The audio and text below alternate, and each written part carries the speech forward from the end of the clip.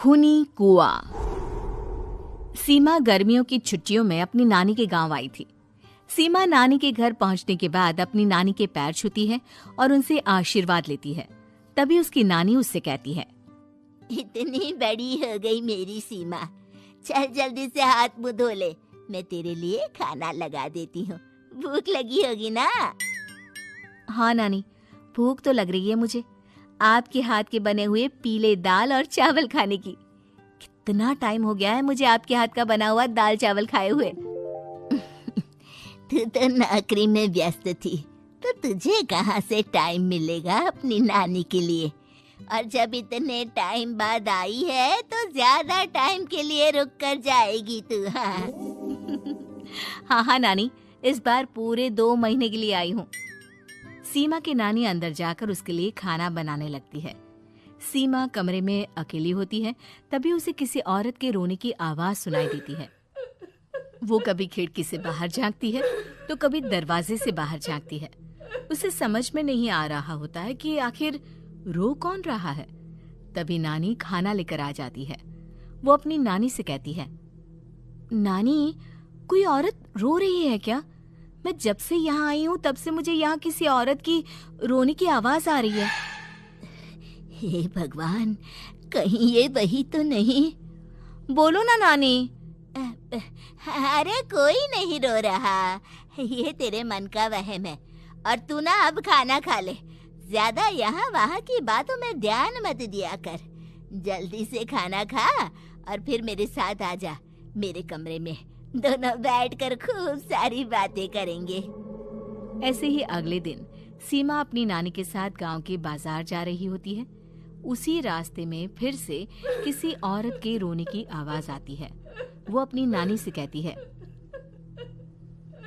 अरे नानी, क्या सच में तुम्हें अभी भी किसी औरत के रोने की आवाज नहीं सुनाई दे रही?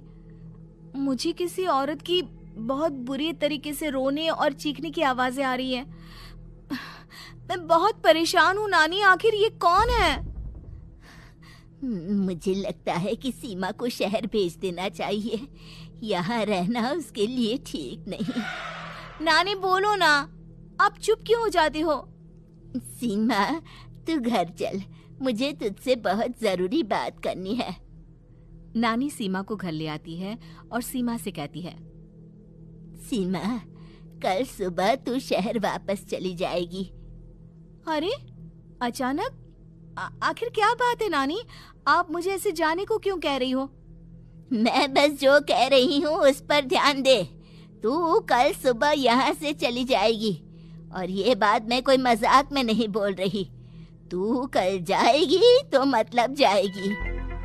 अरे नानी, चली जाऊंगी मैं, ठीक है, पर आखिर बात क्या है ये तो बता दो। मम्मी से कोई बात हुई है या फिर मुझसे कोई गलती हुई है जो तुम मुझे अचानक से जाने के लिए बोल रही हो? देख सीमा, रात बहुत हो चुकी है और मुझे इस बारे में कोई बात नहीं करनी। चल, अब चल के मेरे साथ सो जा। सुबह की बस पकड़कर तुझे शहर भी तो जाना है।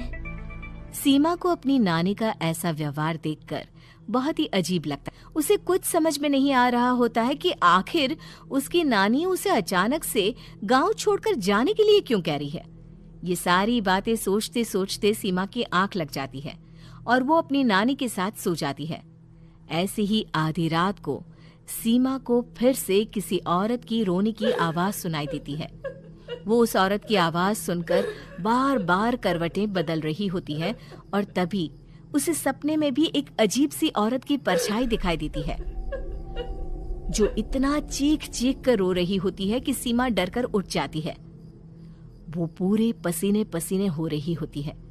वो अपने आसपास देखती है तो घर में बिल्कुल शांति का माहौल होता है। सीमा घबरा जाती है।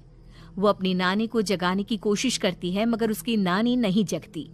सीमा को फिर से उस औरत की रोने की आवाज सुनाई देती है। आखिरकार सीमा अपने आप को रोक नहीं पाती और वो घर का दरवाजा खोलकर बाहर निकलती है। आखिर ये माजरा क्या है? आज तो मैं पता करके रहूंगी। अब आवाज का पीछा करते हुए सीमा आधी रात को गांव के चौपाल के पास बने कुएं के पास पहुंच जाती है, जहां कुएं की चारों ओर बेड़ियां लगी होती हैं। उन बेड़ियों में लगे हुए ताले के साथ एक लाल रंग का कपड़ा और माता रानी का कलावा बंधा होता है। उस कुएं में से सीमा को किसी के रोने की आवाज आती है। सीमा परेशान हो जाती है। इस कुएं में कौन है? कौन है यहाँ? सुनो, कौन है? कौन रो रहा है? वो चिल्ला चिल्ला कर पूछती है और साथ ही लोगों को जगाने की कोशिश करती है, मगर किसी को भी उसकी आवाज सुनाई नहीं देती। अब सीमा खुद उस कुएं के पास की बेड़ियों और तालों को खोलने की कोशिश करती है और किसी तरह कुछ देर की मशक्कत के बाद सीमा उसको खोल भी देती है। और जैसे ही वो कुआं खोलकर उसके अंदर झांकती है, सीमा उस कुएं में गिर जाती है। इतने में उसकी नानी की नींद भी खुल जाती है और सीमा को पास ना देखकर नानी परेशान हो जाती है। नानी घबराकर पूरे घर में उसे ढूंढने की कोशिश करती है, जिसके बाद उसकी नानी और सभी लोग उस खूनी कुएं के पास जाते हैं और सीमा की नानी कुएं के पास खड़ी होती है। सभी गांव वालों और सीमा की नानी को सीमा के चिल्लाने की आवाज आती है। बचाओ, कोई मुझे बचाओ। मेरी बच्ची, हम आ गए, हम तुझे बचा लेंगे। नानी, मुझे यहाँ बहुत डर लग रहा है। यहाँ इंसान की कटी हुई मुंडिया, हाथ, पैर और कंकाल है और खून भी है। नानी, मुझे डर लग रहा है। आप सब मेरी मदद कीजिए, नहीं तो ये खूनी कुआं मेरी बच्ची को भी खा जाएगा। अरे मुझे तो ये समझ में नहीं आ रहा कि आखिर इस खूनी कुएं को खोला किसने। सालों पहले इसको इतनी मुश्किलों के बाद तांत्रिक बाबा ने बंद किया था। अरे पूरा गांव खूनी कुएं के बारे में अच्छे से जानता है, तो कोई भी जानबूझकर तो ऐसा करेगा नहीं। मतलब किसी ने अनजाने में इसे खोल दिया है भैया। सीमा को इस बारे में मालूम नहीं था और जब से वो यहाँ आई थी तभी से उसे किसी औरत के रोने की आवाजें भी सुनाई दे रही थी। कहीं सीमा ने ही तो उसे नहीं खोला। अगर ऐसा है तो फिर सीमा का बचना बहुत मुश्किल है। वहीं कुएं के अंदर सीमा रोते हुए बैठी होती है कि उसे आवाज सुनाई देती है जो कुएं के बाहर खड़े गांव वालों में से किसी को सुनाई नहीं देता। आज सालों के बाद मुझे ताजा खून मिलेगा। तेरा खून पीकर आज मैं अपनी प्यास बुझाऊंगा।